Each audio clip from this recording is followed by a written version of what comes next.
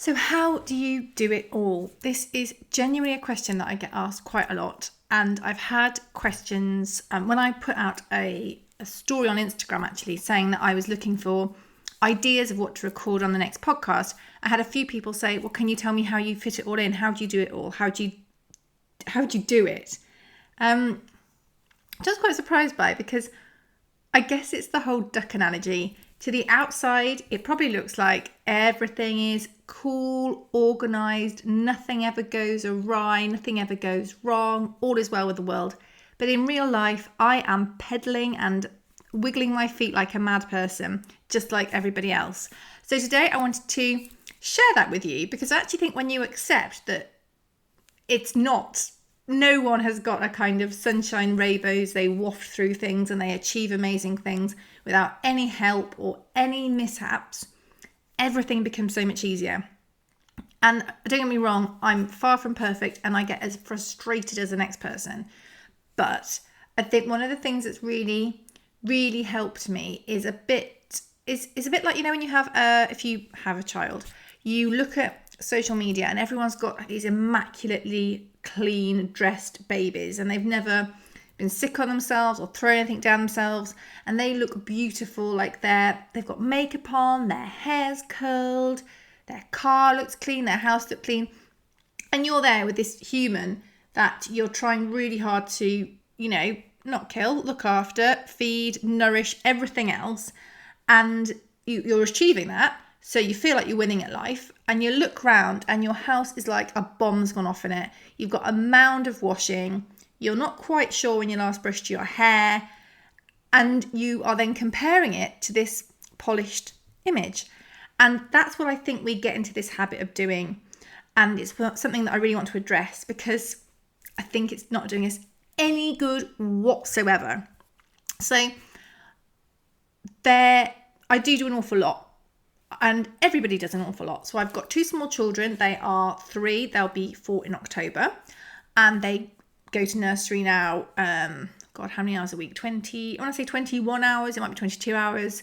I have my mother-in-law comes over and helps 2 afternoons a week. My husband works from home 1 day a week, so he looks after them that afternoon. I do a lot of the fetching and carrying. Then I have them on my own 2 afternoons a week.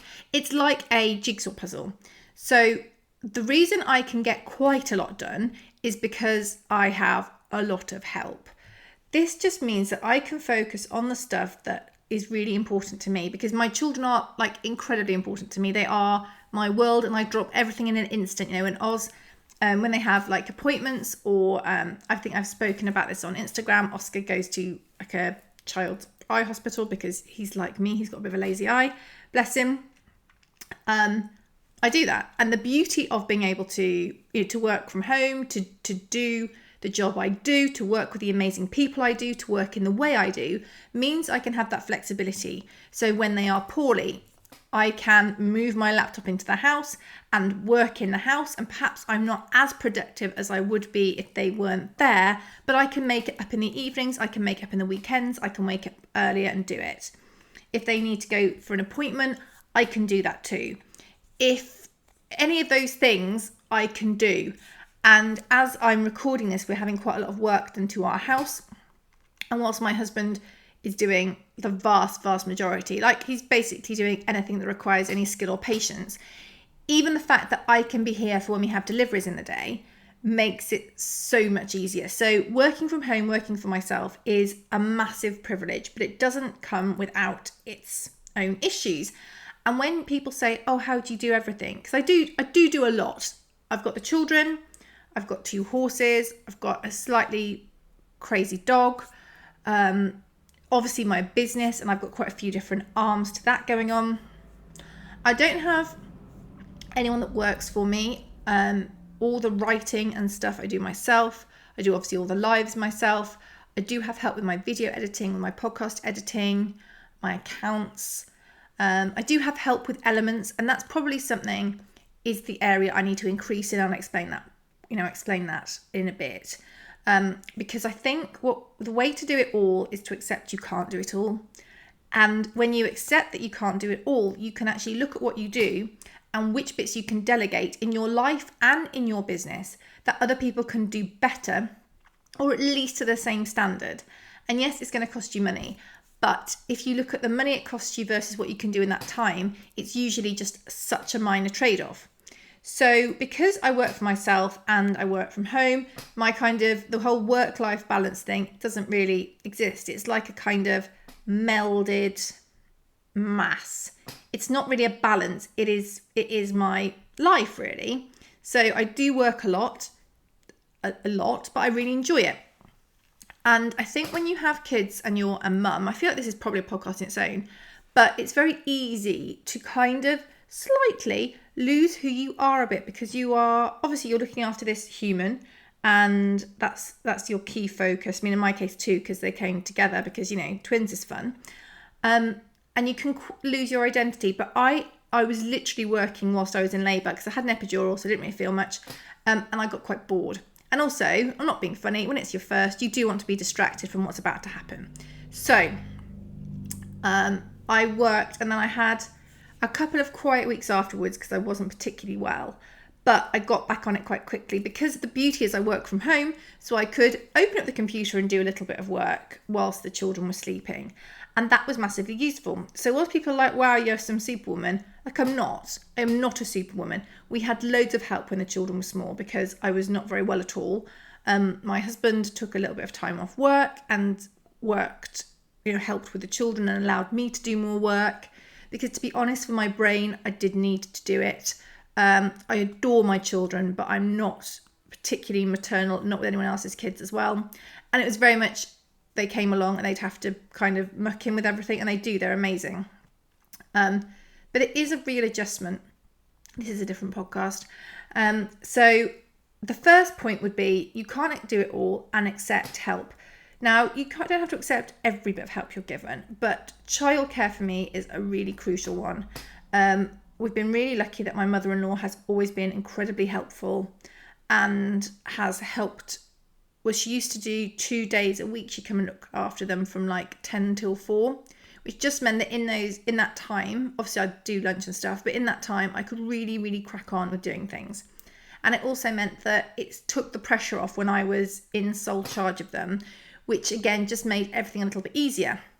And obviously I did, I worked when they napped, I worked in the evenings, and I did work when I was looking after them as well, if they were involved in a game or a program or something like that. And when children are small, they nap a lot. But having help was massive. So childcare was a massive one for me. When they started going to nursery for as much as they do now, it was like someone opened a door and I was able to actually start to develop my business again and to grow it and to explore more opportunities. It's still not ideal that's really bad. It's not ideal.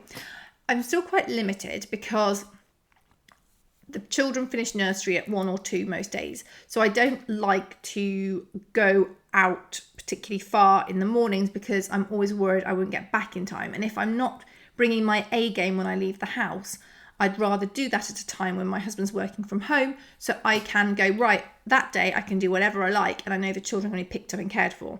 So childcare is a big deal if you're trying to do it all and you have children, and you shouldn't feel bad about this. If you find a good childcare provider, and we've got the most amazing nursery in the village, and they are so lovely with them there, and the kids absolutely adore it. So I actually feel like they'd be gutted if they had to stay home with me all the time, which is a big plus. And it means when they come home, they're all full of the joys and they can tell me what they've done, and they're kind of mentally exhausted and a bit physically exhausted.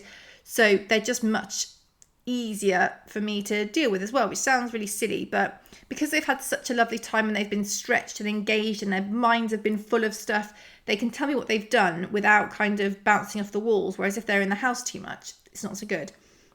So childcare is a game changer, whether that's you speak nicely to family members.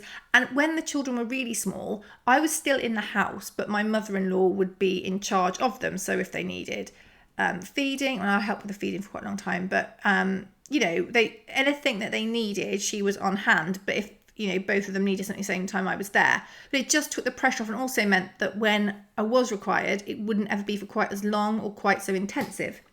So childcare is a good one.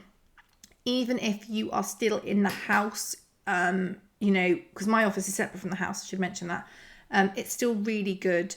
And it's also quite good for the kids, I think, to get to know and understand other people. Like, I can leave my children with my in-laws, or in a nursery they run in now, so I think that's quite good for them. A lot of child stuff there. Probably should do another one about that. Delegate. So you got your childcare sorted. One of the things I said, obviously my business things I delegate, like editing the podcast and accounts and editing videos and things like that. But when you work for yourself, think about it as a whole. I am rubbish at cleaning. I can clean. I clean every day. I clean around the work surfaces. I tidy up every single day. But the stuff that needs more concentrated attention, like mopping floors, polishing, giving things a really deep clean on a routine basis, I'm rubbish at that. Mainly because I would rather be doing other things with my time. So I have a cleaner. She comes every 2 weeks for an hour and a half. And what she costs me in money versus what I can do in that time versus the stuff I don't have to do versus that smug feeling when you walk in your house and you know it's had an hour and a half of really concentrated attention is honestly priceless. As I said, I do clean the house basically every day, but I'll do a quick 10 minutes here, 10 minutes there, 10 minutes here, just to, clean it, do the washing, etc., etc. But knowing that someone is going in and doing a proper deep clean and, focusing on different areas, cleaning everything thoroughly, scrubbing things, scrubbing the cooker, scrubbing the sink, rather than just a quick wipe over, brings me quite a lot of mental peace of mind, really, which sounds crazy because, everything can be cleaned, but just removing that little bit of pressure is a really big deal for me. So that helps a lot.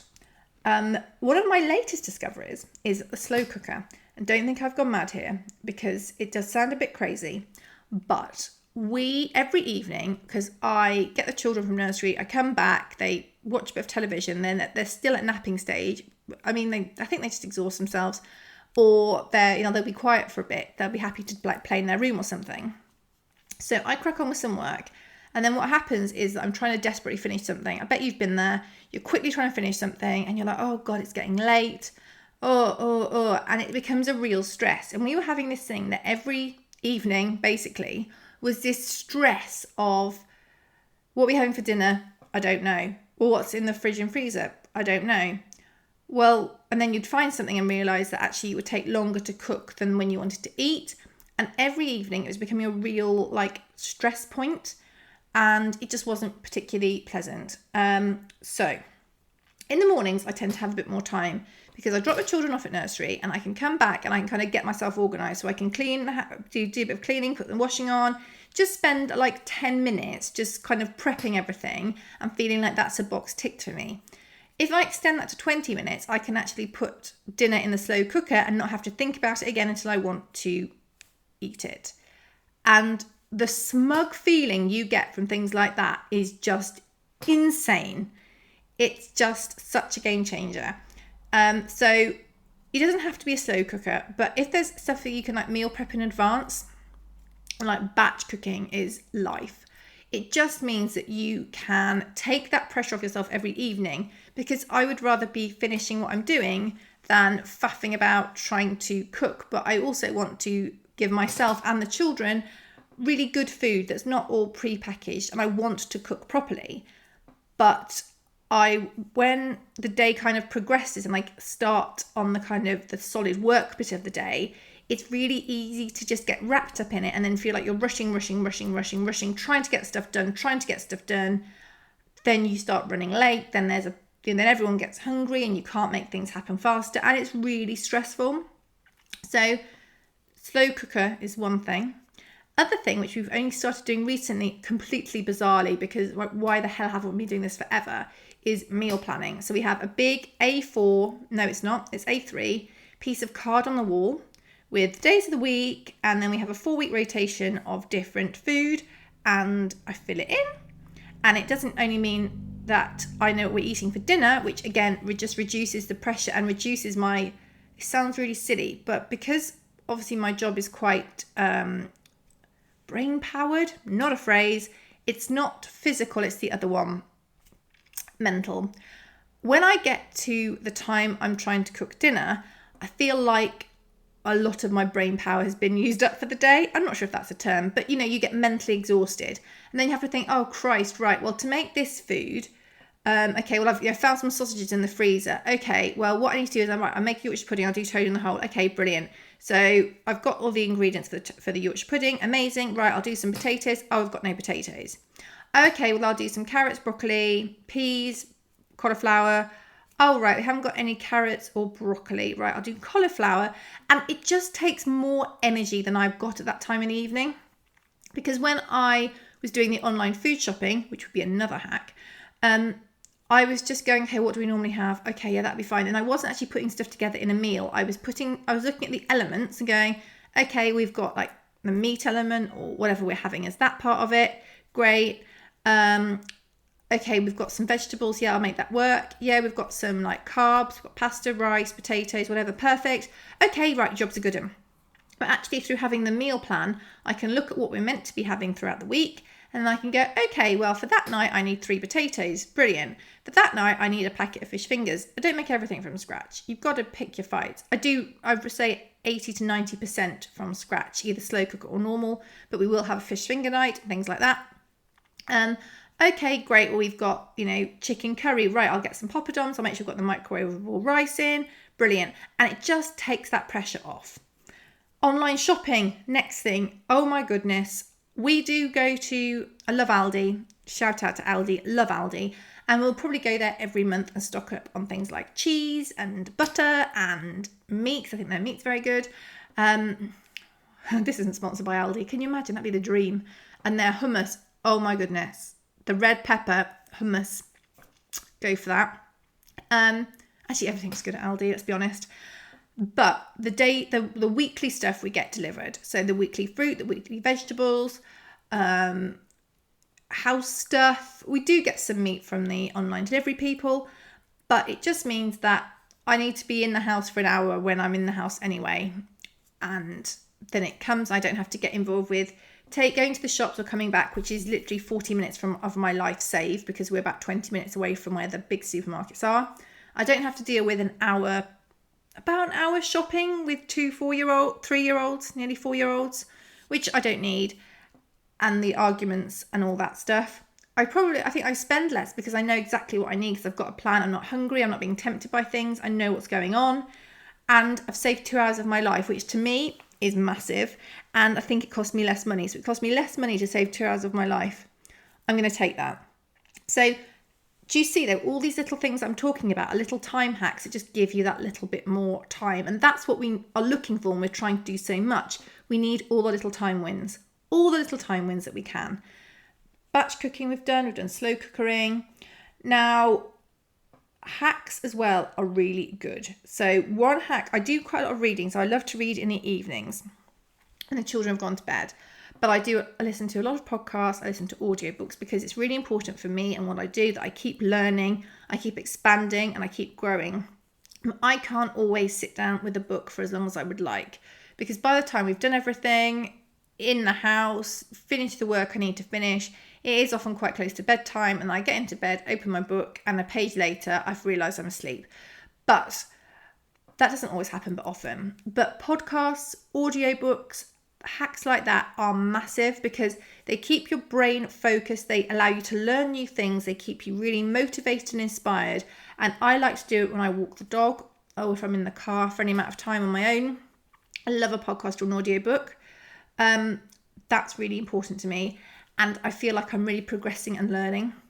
Obviously podcasts are free, you're listening to one now, but audiobooks are really valuable too, and Audible is brilliant. I have currently stopped my subscription with Audible because I looked at the books that I wanted to read. I listened to them all, and then I wanted to give it a bit of time to refresh because there's some really good books coming up in the future, and I just felt like I would rather just pause it for a little bit and then crack on and resubscribe and do it all over again.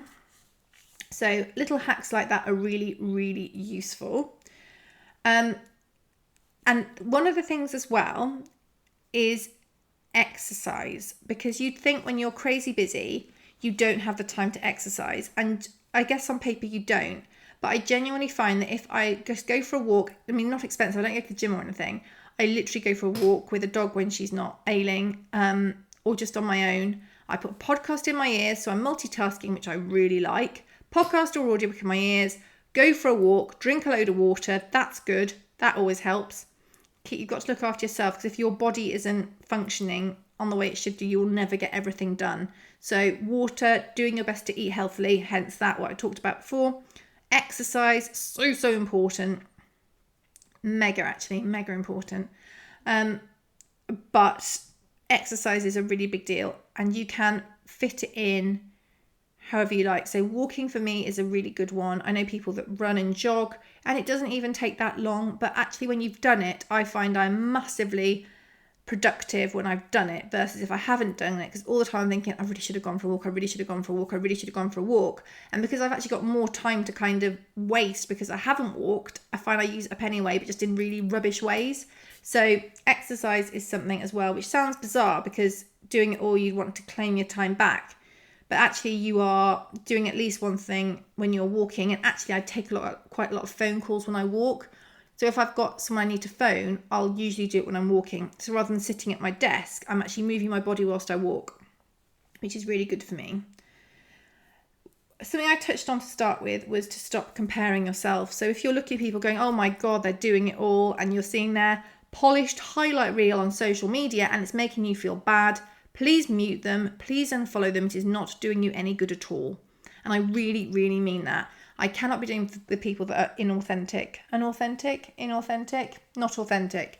And I like to see the full spectrum of stuff that's going on, because I feel like we as people who put out content on social media should not be doing ourselves or others a disservice by showing only the shiny. And that's why I'm doing this podcast, to be honest, because I've had so many people say to me, how do you do it all? Oh, I've had people being very complimentary.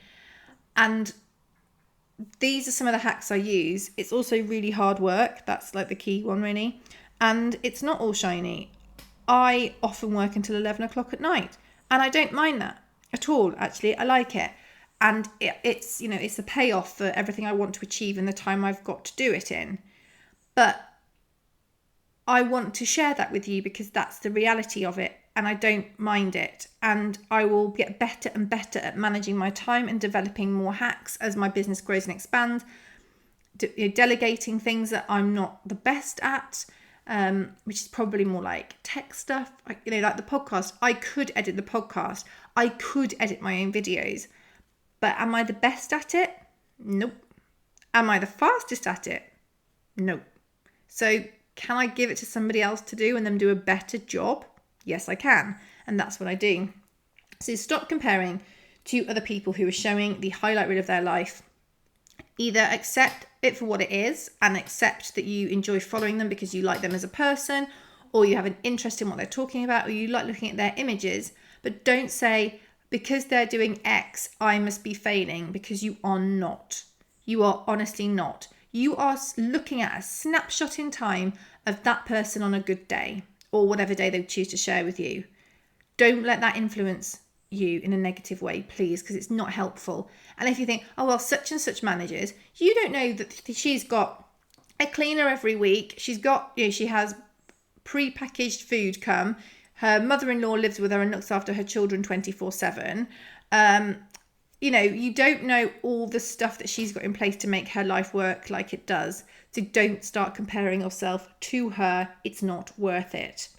You need to accept that you are doing the best you can at your particular situation. And I find this frustrating because I am genuinely, I'm a real high achiever and I always want to be doing better, bigger, whatever. And I do tend to achieve those things, but I get massively frustrated when stuff slows me up. I get massively frustrated if I can't magic time out of the day. When I was ill a few weeks ago because the darling children had given me a sickness bug, I was so frustrated. I was frustrated that I didn't have the energy and I couldn't shake the feeling like I was going to be ill to crack on with my to-do list, because I've got a really decent to-do list. It frustrated me so much. and probably made me iller. But when I accepted the fact that actually, yeah, it was probably going to be like this for a few days, everything just mentally felt easier, which was really important. You also got to go easy on yourself when things go wrong, because there will be days when you've got a really strong plan and then something goes wrong. So maybe you've got a horse that's ill and you need the vet out, and that means that whole day goes up the spout. You've got a sickly child that you need to look after, or any number of things that throw a spanner in the works. And sometimes you can find ways to get around this, and sometimes you just have to accept it. And you have to go easy on yourself when those things happen, because the only other option is driving yourself completely mad over it, which no one's going to benefit from. You certainly aren't. You really, really aren't. And it's going to put you on a downer for when you do get the time and you can kick on. And I say I'm not an expert at this because I take my own, what I deem as a failing or something like that, really hard. But when I accept it and then I move on and I do my best to get better and improve, everything gets better, and I can then achieve much better work because I've got myself in the right mindset, which is really important. And I guess that's connected as well to don't sweat the small stuff. So if something doesn't quite go right, but no one's died, it's kind of small stuff. But it is hard to accept that, because I like everything to be 100%, if not more. And if something is around the 90 mark, I'm not happy. But if I accept it and think, well, done is better than perfect, which is something I say a lot, but it's so important, because when you're trying to fit everything in, you can't be agonizing over the detail of every single thing. And I mentioned when I did my rider course, shout out Social Supercharged Riders, I did all the slides, I did everything myself. And the amount of times I re-recorded slides because I wasn't 100% with them, maybe I said in the wrong place or something like that. It was a lengthy process anyway, because there's a lot of stuff in that course. But when I was having that's not good enough on slides, and was re-recording them 2 or 3 times, it just took up so much time that actually I don't think the person listening and using the course is going to even see or appreciate, because the information was the same. It was just the phrasing that annoyed me. Done is better than perfect. It really, really is. And you can always improve on done. You can't improve if something's not out there because you want it to be perfect before its launches, because perfection is subjective, and your perfect isn't somebody else's perfect. But the key is that the core of what you're doing is correct. And that is what you need to focus on, not all the other stuff that goes with it. That's my honest advice to you. So I hope that has helped. When you talk about how do you fit it all in, how do you do it all, you kind of don't. And then you just work really, really, really hard, and you look at ways you can gain time back, have hacks, delegate, and it's all a work in progress. No one has got this figured out, for the record. No one that I follow, speak to, none of the podcasts I listen to, books I read, audiobooks, courses I've been on, no one has got everything figured out. Everything. And just when you think you might have, something else will chuck itself in there just to make things a little bit more interesting. And I've actually got an example of this when you listen to this, it'll have already happened, but I thought brilliant. Children at nursery every morning, amazing. Book stuff up in the mornings, perfect. Then they had a school trip that they're not going on because of various different reasons, and they're at home that day, no problem, apart from I hadn't remembered.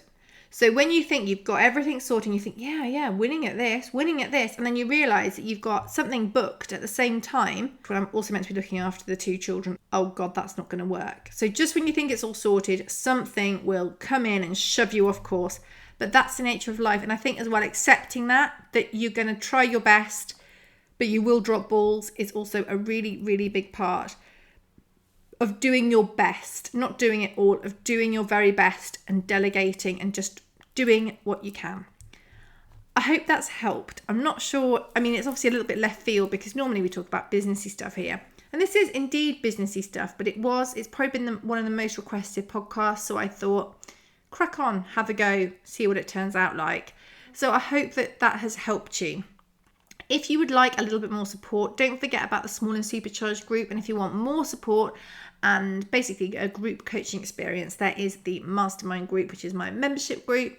But just have a look on Facebook for Small and Supercharged and you will find out all about it. Or nip over to my website and look at Small and Supercharged Mastermind. That is my membership group where we've got lovely people in there who are all being very helpful to each other, supporting each other in their dreams. And also you have monthly trainings, weekly lives, and lots of other amazing stuff.